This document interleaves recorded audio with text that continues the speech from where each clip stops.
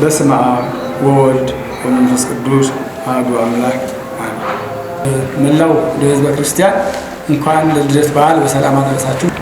እሺ፣ በቅድሚያ ለመላ የኢትዮጵያ ሕዝበ ክርስቲያን በሙሉ እንኳን ለጌታችን ለመድኃኒታችን ለኢየሱስ ክርስቶስ የልደት በዓል በሰላም አደረሳችሁ እያልን ዛሬም እንደተለመደው ደህናን እናስተዋውቃቸው የሚለው መርሃ ግብራችን በሃይማኖት በኩል ምን መሰራት መቻል አለበት፣ ትውልዱ ምን መውሰድ መቻል አለበት የሚለውን ከመርጌታ አብርሃም ፈረደ ጋር የቆይታ እናደርጋለን። እንግዲህ ዛሬ የምናካሄደው ፕሮግራማችን በጌታችን በኢየሱስ ክርስቶስ የልደት በዓል ዙሪያ ምን መሰራት መቻል አለበት፣ በዓሉስ ምንን ምክንያት በማድረግ ነው የሚከበረው የሚለውን ከመርጌታ አብርሃም ፈረደ ጋር ቆይታ እናደርጋለን።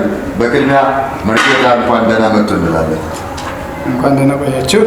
እሺ፣ እናመሰግናለን። ጥሪያችን አክብራችሁ እዚህ በመገኘታችሁ እያመሰግን ምናልባትም ወደ ጥያቄ ስገባ የጌታችን የኢየሱስ ክርስቶስ የልደት በዓል ለኦርቶዶክስ ተዋሕዶ እምነት ምን መልእክት ወይም ምን አይነት መለኮታዊ ትርጉም አለው ብሎ ያስባሉ?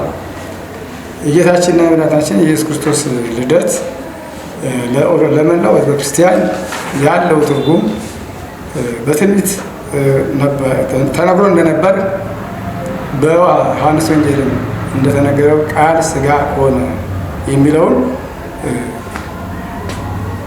ቃል ሥጋ ሆነ ቀዳሚው ቃል ውእቱ ቃል ወውእቱ ቃል እግዚአብሔር፣ ያ ቃል የመጀመሪያ ነበረ፣ እግዚአብሔርም ነበረ፣ ቃል ሥጋ ሆነ ብሎ በመጨረሻው አምላክ ሰው መሆኑን ያበስርልናል ማለት ነው። ይህ አምላክ ሰው መሆን ቀድሞ በኦሪት የተነገረው አዳም ኮነ ከመ አሐዱ እምኔነ ተብሎ በኦሪት እንደተነገረው ያ ቃል ነው ወደዚህ ዓለም በቅዱስ ገብርኤል ብስራት ከእመቤታችን ለእመቤታችን በመንገር ያ ብስራት ከእመቤታችን በጀርባ በማኅፀኗ በሰማችው ጊዜ ከማኅፀኗ አደረ፣ ሥጋ ለበሰ፣ ቃል ሥጋ ሆነ ማለት ይሄ ነው።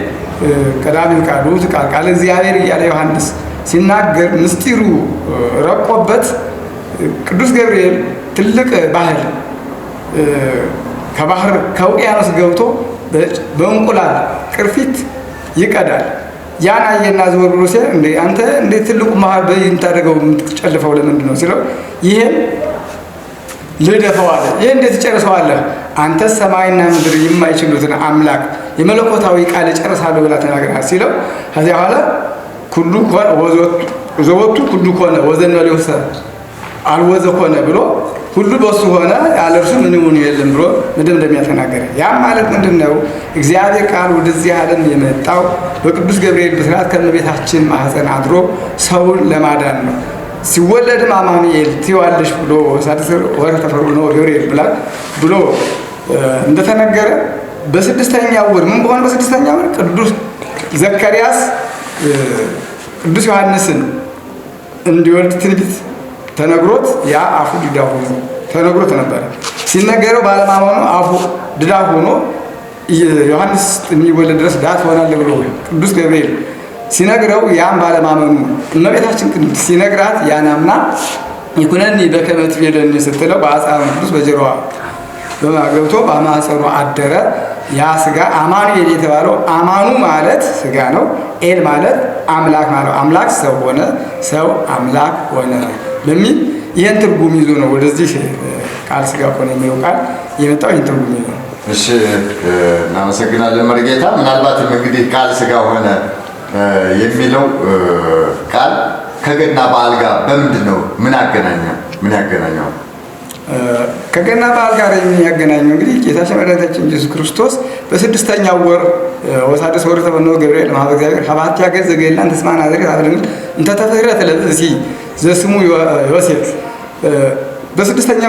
በስድስተኛው ወር ቅዱስ ገብርኤል ወደ አንዲት ድንግል ተላከ ብሎ እመቤታችንን ሊያበስራት በወረደ ጊዜ ይሄን ብስራት ይዞ ሲመጣ ሰዎች ተስፋ ያደርጉት ይጠብቁት የነበረ ነው። ትንቢት ነበረ። ድንግል ትጸንሳለች፣ ወንድ ልጅም ትወልዳለች፣ ስሙን አማኑኤል ትለዋለች እየተባለ ይነገር ነበር እና ያ ትንቢት ነው ዛሬ የተፈጸመው። ትንቢቱ የተፈጸመው በዚህ ቀን ገና የተባለበት ምስጢር፣ ገና ማለት ጌታችን ኢየሱስ ክርስቶስ ዛሬውኑ እነሆ በእመቤታችን ማኅፀን ሲኖር ወጣ ትእዛዝ አውግስጦስ ቄሳር ይላል።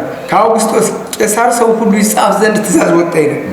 ይህን ትእዛዝ ይዞ ለመሄድ ሲጨነቅ ዮሴፍ ይዣት በወጣ የአረገዘች ታስታውቅ ከደረቷ ትታጠቅ እንደሚሉ ሁሉ ይዣት በወጣ አላፍ እስራኤል አይሁዳውያን በድንጋይ ወግረው ይገሉብኛል፣ ብቀርም ከትእዛዙ ቀረህ እባላለሁ ብሎ በወርቅ ዮሴፍ መዋግድ ይልናል። በጥኑ ጭንቀት ሳለ ዮሴፍ ሆይ ጮኛህን ማርያምን ለመውሰድ አትፍራ ተብሎ ተነግሮት ነበረና ያም ዛሬም ደግሞ እንዲሁ ይዟት ወደ የተደው ይጻፍ ዘንድ ወደ ላይ ወደ ቤተልሔም ይዟት ሄደ ማለት ነው። ወደ ከገሊላ ከኤፍራታ ወደ ኤፍራታ ይዟት ሄደ። ከዛ ወስዶ እሄዳለሁ ሲል መንገድ ላይ ጊዜው ሲመሽ መሸ ብሎ እዚያ ሲያርፍ እንደገና ብርሃን ሆኖ በዛ ላይ ተወለደ። ገና ማለት ዛሬ ጌታችን ተወለደ እንላለን፣ ነገም ጌታችን ተወለደ እንላለን። ሁለት ቀን አይደለም የተወለደው ዛሬ ለነገ ሌሊት ሊነጋ ሌሊቱ ነው። ያ ሌሊት ግን አንድ ቀን ሆኖ ነው ያደረው። ብርሃን ነው። ሁለቱ ቀን እንደ አንድ ቀን ሆኖ ብርሃን ነው።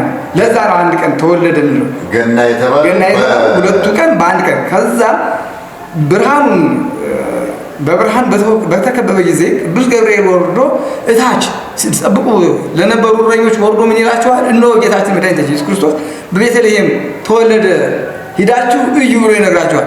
ይሄ ድንቅ ምስጢር ነው። ይህን ነገር እንይ ብሎ ተነስተው ወደ ቤተልሔም ሲሄዱ እንዳሉትም ልጁ ከበረት ተኝቶ መላእክት እየዘመሩ ከበውት እንስሳት እስትንፋሳቸውን እየገበሩለት አግኝቷል። ይሄ ነው እንግዲህ ገና ማለት። መላእክትና እረኞች በአንድ ላይ ሆነው አመስግነዋል። ገና ተጫውተዋል ባላል። ያ ማለት ምስጋናውን ነው እንጂ ገና ይዘው ቆርጠው እንደኛ ባህል ቆቆፍ እየተጫወቱ አይደለም። በአንድ ላይ ዮም አሐደ ኮነ መሬተ ኮኑ መላእክት ወሰን፣ ሰውና መላእክት አንድ ሆኑ፣ ታረቁባት።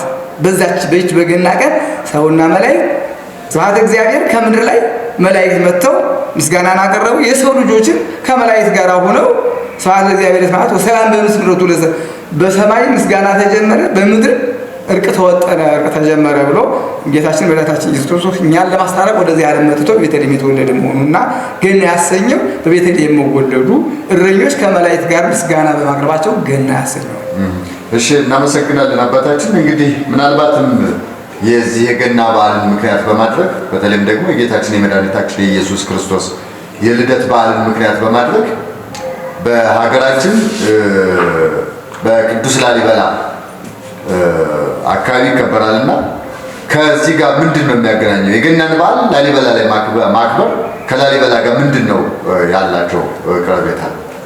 አዎ፣ ይሄ ደግሞ በዮሐንስ ወንጌል ምዕራፍ 15 ላይ ጌታችን ኢየሱስ ክርስቶስ ትእዛዜን ብትፈጽሙ እንደኔ ትሆናላችሁ፣ ከኔም በላይ ትሰራላችሁ ያለው ኃይለ ቃል አለ። ያ ቃል እንግዲህ ላሊበላ ማለት ደግና ኢትዮጵያን ለ40 ዘመን የገዛ ንጹህ ሰው ነው። በንጽህናው በቅድስናው እግዚአብሔር በሰጠው ጥበብ ላሊበላ ላይ ወይም ላስታ ላይ ቤተ መቅደሶችን እንቁ የሆኑ ቤተ መቅደሶችን ሰርቷል። ይህ ቤተ መቅደስ ሲያከብር እሱ የሰራው ቤተ መቅደሱ ሲያከብረው ለዓለም የሚያስደንቁ ነው። አንዱ ማስደነቂያው ይሄ ነው አንዱ ነገር። ነገር ግን ትልቁ ምስጢር ደግሞ እሱ በተወለደበት ጌታችን ኢየሱስ ክርስቶስ በተወለደበት በ29 ላሊበላም ተወልዷል። በዚህ ጊዜም በትንቢት ኢያሱ ተወልዷል። በኦሪት በሐዲስም ጌታችን ከተወለደ በኋላ ከብዙ ጊዜ በኋላ ደግሞ ላሊበላ ተወልዷል። አቡነ ገብረ መንፈስ ቅዱስም ተወልዶበታል። ይህ ቀን ልዩ የሚያደርገውና ወደ ላሊበላ ሰው የሚጓዘው አንደኛ ሕንፃውን ለማየት ነው። ሁለተኛ ደግሞ የሁለቱን በዓል የላሊበላንና የጌታችን የመድኃኒታችን ኢየሱስ ክርስቶስ አንድ አድርጎ ለማክበር ወደ ላሊበላ ይጓዛል። ተፈጥሮ እንቁ የሚስብ ስለሆነ ቃል ኪዳንም ስለተሰጠው በዛ ቦታ ላይ መጥቶ ስምህን የጠራውን ምሬልሃለሁ አይደለም ለስሙን ጠርቶ ለማመስገን ሳያስበው ወደ ገበያ ሄዶ ያችን ቦታ ረግጦ የመጣ ቃል ኪዳን በቦታህ በዚች ቀን ቦታህ የረገጠ ሰው ቃል ኪዳን ሰጥቻለሁ ምሬአለሁ ስለሚል ሁሉም ሰው ይጓዛል። አከባበሩ ሊቃውንት እግዚአብሔር የተመሰገነ ኢትዮጵያ ሊቃውንት አሏት። እዛ ላይ ሁሉም ሊቃውንት ተገንተው በልዩ መላእክትንና ኖሎትን መስለው ማሚ ጋራው ላይ ስታዩ በታች ያሉት ኖሎት በላይ ያሉት መላእክት ሆነው ስርዓቱ በቤተልሔም የተደረገው ስርዓት እዚያ ላይ በተግባር እንደሚፈጸም ያሳያልና ያን ለማየት ብዙ ይጓዛል። ስለዚህ ላሊበላ ላይ ወይም ደግሞ ቅዱስ ላሊበላ ላይ የሚከበረው በዓል ሁለት ሚስጥር አለው ማለት ነው። አንደኛ ቅዱስ ላሊበላ ለጌታችን ታዛዥ፣ ቅን፣ የዋህና በተለይ ደግሞ ሃይማኖታዊ ተግባራትን በሚገባ ይፈጽም የነበረ አባታችን ነው። በዛም ላይ ደግሞ የጌታችን ታዛዥ ምናልባትም ደግሞ ላሊበላ እዛ ያሉ ህንፃዎችን ሲገነባ ሲያንጽ በጌታችን እየታገዘ በጌታችን በተለያዩ ሃይማኖታዊ እንትኖች እንደምንሰማው እየታገዘ የሰራው ስራ ነው ተብሎ ይታሰባልና አንዱ ይሄ ነው። ሁለተኛው ደግሞ ቅዱስ ላሊበላና ጌታችን ኢየሱስ ክርስቶስ የተወለዱበት ቀን አንድ ነው። ስለዚህ ይህን ምክንያት በማድረግ ነው የሚል እንትን የያዝነውና እናመሰግናለን። በተጨማሪ እንግዲህ ጌታችን በቤተልሔም መወለዱ ምን መልእክት አለው? ጌታችን መድኃኒታችን ኢየሱስ ክርስቶስ በቤተልሔም መወለዱ ቤተልሔም ትንሽ ስለነበረ ነው። ወአንትኒ ቤተልሔም ዘብራታ ኢቲሃት የነገስተ ይሁዳ እስመ እምኔኪ ይወፅእ ንጉሥ ዘይሮሙ ለሕዝበ እስራኤል ይላል። ያ ማለት ሚልክያስ ነቢዩ ነው። ሚልክያስ ነቢዩ በሌላ ቦታ ሲያስተምር ውሎ ወደ ቤተልሔም ሲሄድ ባድማ ለብሳ ወደ ኋላ ቀርታ ቋያ በቅሎባት ያያል። አንቺ ቤተልሔም እንዲህ እንደሆንሽ አትቀሪም፣ ንጉሥ ይነግስብሻል፣ አሕዛብ ይገብሩብሻል፣ የነጋሪት ድምፅ ይሰማብሻል፣ መለከት ይነፋብሻል ብሎ ትንቢት ተናገረ። ይሄም አልቀረ፣ ዘሩባቤል ነግሶባታል፣ የነጋሪት ድምፅ ተሰምቶባታል፣ ድንኳን ተተክሎባታል፣ አሕዛብ ገብሮባታል። ያም ብቻ አይደለም፣ ለጌታችን ለመድኃኒታችን ኢየሱስ ክርስቶስ ምስጢር የሚሆነው ዘሩባቤል እንደነገሰ ጌታችን መድኃኒታችን ኢየሱስ ክርስቶስ ንጉሥ፣ ሰማያዊ ንጉሥ በሷ ተወልዷል። ሰማያዊ ንጉሥ በሷ ተወልዷል። ነጋሪት እንደተሰማ መላእክትና እረኞች በአንድ ላይ ሆነው ድምፃቸውን አሰጥተው ምስጋና አመስግነዋል። የብርሃን ድንኳን እንደተተከለ የብርሃን ድንኳን ተተክሎባታል። ይህች ሀገር ልዩ የሚያደርጋት ትንቢት ስለነበረ እግዚአብሔር ባወቀ ትንቢቱን አናገረ፣ ባወቀ ምሳሌውን አስፈጸመ። ስለዚህ ቤተልሔም ትንቢት ስላለባት በዚያ እንዲወለድ ሆኗል። እሺ፣ ከዚሁ ጋር ተያይዞ እንግዲህ ቤተልሔም በመጽሐፍ ቅዱስ ምን መልእክት ትሰጠናለች? በመጽሐፍ ቅዱስ ቤተልሔም በመጽሐፍ ቅዱስ ምን ይህም አሁን ከዚሁ ጋር ያው ተያያዥነት ያለው ነው። ወአንትኒ ቤተልሔም ዘእፍራታ ኢቲሃቲ ነገሥተ ይሁዳ ተብሎ የተነገረላት ሲሆን በመጽሐፍ ቅዱስ ያላት መልእክት ካሌብ ኢያሱ ጋራ ምድረ ርስትን ሰልለው ሲመለሱ ካሌብ ምን አደረገ? ከዚያች ሲደርስ ይችን ቀድሞ ሙሴ ሰጥቶኝ ነበረ።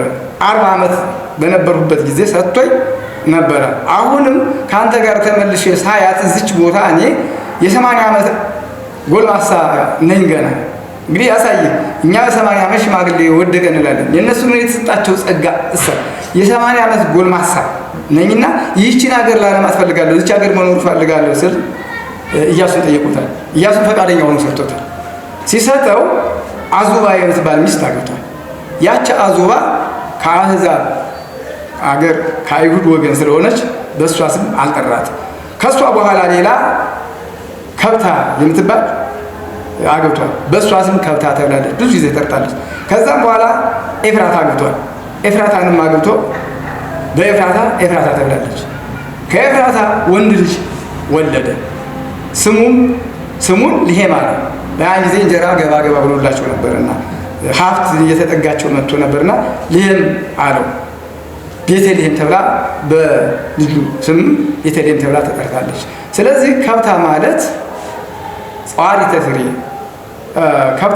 ከብታ ማለት ኤፍራታ ማለት ጸዋሪተ ፍሬ ነው። ከብታ ማለት ቤተ ስብሐት ማለት ነው። ቤት የእመቤታችን ስብሐት የጌታችን ምሳሌ ነውና ቤተልሔምም ጌታችን ይዛ ተገኝታለች።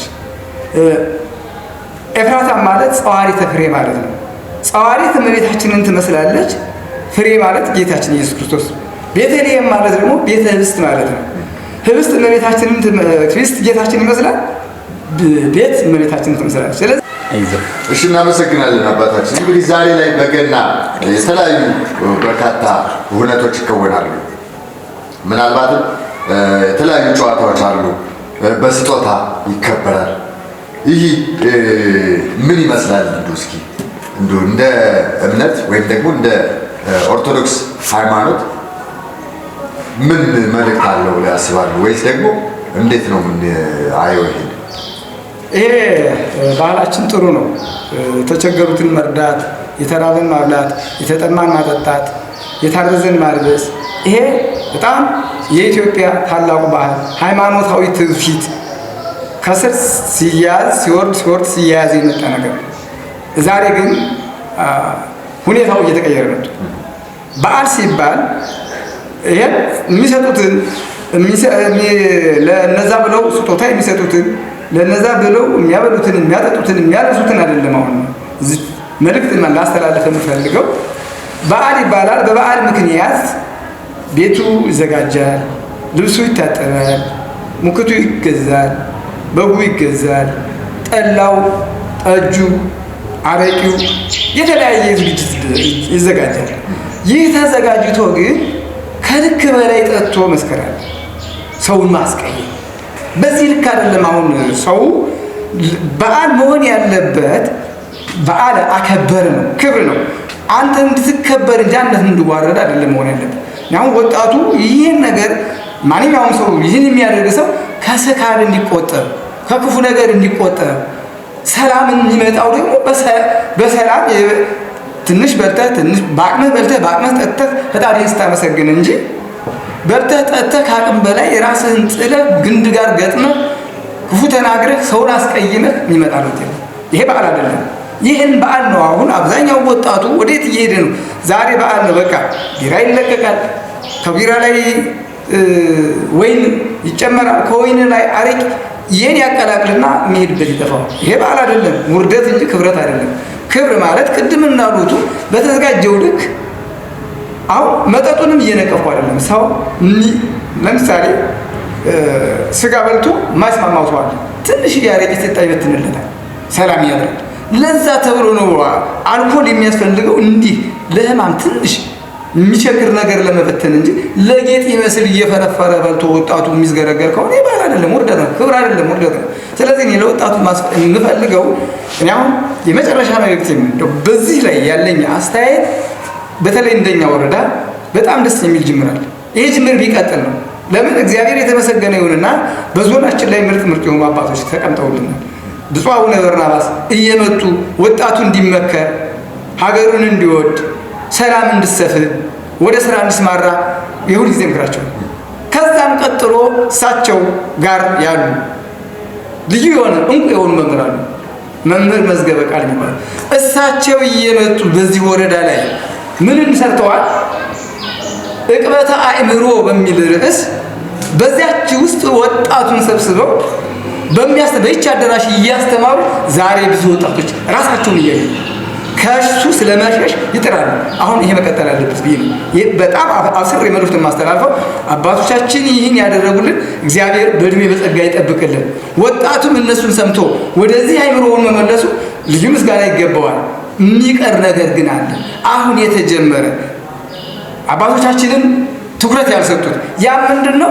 ሰው ህይወቱን እስከሚያጣ ድረስ በገዛ ገንዘቡ ጃዝ የሚባል ቁማር መጥቶ ህይወቱን እያጣ ራሱ እየተሸጠ ነው። በራሱ ገንዘብ ራሱ እየሸጠ ነው፣ ህይወቱን እያጣ ነው። ይህን ማስተዋል አለበት። በዓል ማለት ክብር ማለት ራሱን የሚያውቅ መሆን አለበት። ወጣቱ በገንዘብ ሳይሆን መገዛት ያለበት በእምነት፣ በገንዘብ ሳይሆን ተገዝቶ ሌላ ነገር መጥፎ ነገር ለማድረግ በገንዘብ ለማድረግ ሳይሆን በህይወት በሰላም በፍቅር ሀብታም ብሆን እንደገሌ አብልቼ እንደገሌ ያጠጥቼ ብሎ መቀጠል አለበት እንጂ በልቶ ጠጥቶ ሰክሮ ሰውን የሚያስቀይም ነገር ቢያደርግ ይሄ ሃይማኖታዊ ትውፊት አይደለምና ወደ ትውፊታችን እንድንመለስ የተጀመረው የዕቅበተ አእምሮ ፕሮግራም ግን አይደለም በወር በሳምንትና ሁሉ ጊዜ ቢሆን ብዙ ወጣት ይመለሳል ብዬ አምናለሁ። ይህን ላደረጉ አባቶቻችን ትልቅ ምስጋና ይገባቸዋል። እሺ አባታችን እንግዲህ ከወጣቱ ምን ይጠበቃል የሚለውን በደንብ በሰፊው ማብራሪያ ሰጥቶናል። ምናልባትም እስኪ እንዲሁ ከቤተ ክርስቲያንና ከቤተሰብስ ምን ይጠበቃል ብለው ያስባሉ? በጣም ጥሩ ነገር ነው። ቤተሰብ ልጁን መቆጣጠር ያለበት ቤተሰብ ወደ ቤተ ክርስቲያን እንዲሄድለት በሰላም እንዲኖርለት ስራ ፈጣሪ እንዲሆን ያለው ገንዘብ ሰጥቶ የሌለው ምክር ለግሶ ቤተ ክርስቲያን ላይ ቢመጣ ብዙ ሀብት ያገኛል። ቤተ ክርስቲያንም ደግሞ በዚህ ልክ ልጆቿን አሰልፋ ካህናትን አሰልፋ መምህራንን አሰልፋ ይሄ ዕቅበተ አእምሮ እንደተጀመረው ሁሉ በዚህም በየሳምንቱ ይሁን በየበዓላቱ ጉባኤ ሰፋ እያደረገች ሕፃናቱንም ወጣቱንም ሽማግሌውንም በየዕድሜ ደረጃው ትምህርት መስጠት አለባት፣ ማስተላለፍ አለባት። ባህሏን ትውፊቷን ማስተዋወቅ አለባት። ለምን ትውፊቱ እየተረሳ እየቀረ እየመጣ ነው። አሁን ወደ ዘመናዊነት ወደ ገንዘብ ማግኘት ነው ሰው የሚሮጠው። ጭንቅላቱና አስፈሮት ያለ ወደ ትምህርት ወደ እግዚአብሔር ቃል ለመምጣት ብዙ የጓጓ አይደለምና የቤተሰብ ኃላፊነት የሚሆነው የራሱን ትውፊት ለልጁ እንዲሆን ልጁን ቤተክርስቲያን እንዲመራ ማድረግ፣ የሰላም ሰው እንዲሆን ማድረግ፣ ክፉ ከሚማር መልካም ተምሮ ሀገርን እንዲያገለግል በሀብት በእውቀት በገንዘብ በስልጣን እግዚአብሔርን ፈርቶ እንዲያገለግል መሆን አለበት ብዬ ለቤተሰብ ቤተክርስቲያን መልእክቴን አስተላልፋለሁ። እሺ እናመሰግናለን። እንግዲህ ከሶስቱ ምን ይጠበቃል የሚለውን መልእክት ስንረዳ ወጣቱ በዓል ሲያከብር ከአቅም በላይ በመብላትና ከአቅም በላይ በመጠጣት ሳይሆን የተቸገሩን በመርዳት ተካፍሎ በመብላትና ተካፍሎ በመጠጣት በዓል ማክበር መቻል እንዳለበት። ሁለተኛ ቤተሰብ ልጆቹ የሚሰክሩበትን ገንዘብ ከመስጠት ይልቅ ልጆቹ በስነ ምግባር ታንጸው የተሻለ ሃይማኖታዊ ተግባራትን የሚፈጽሙበት እድል እንዲኖር ማስተማር፣ መርዳት፣ መደገፍ መቻል አለባቸው የሚል ነገር ተረድተናል። በተጨማሪ ቤተክርስቲያን በየአድባራቱ በየቤተ ክርስቲያኑ በጣም በርካታ ሃይማኖታዊ አባቶች አሉ።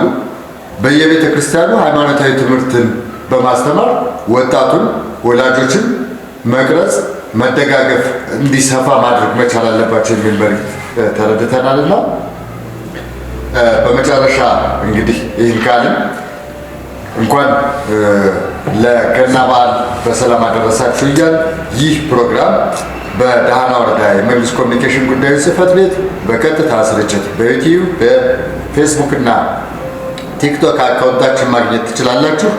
በመጨረሻ አባታችን ጥሪያችን አክብረው ስለመጡ በድጋሚ እናመሰግናለን። እኔም አመሰግናለሁ።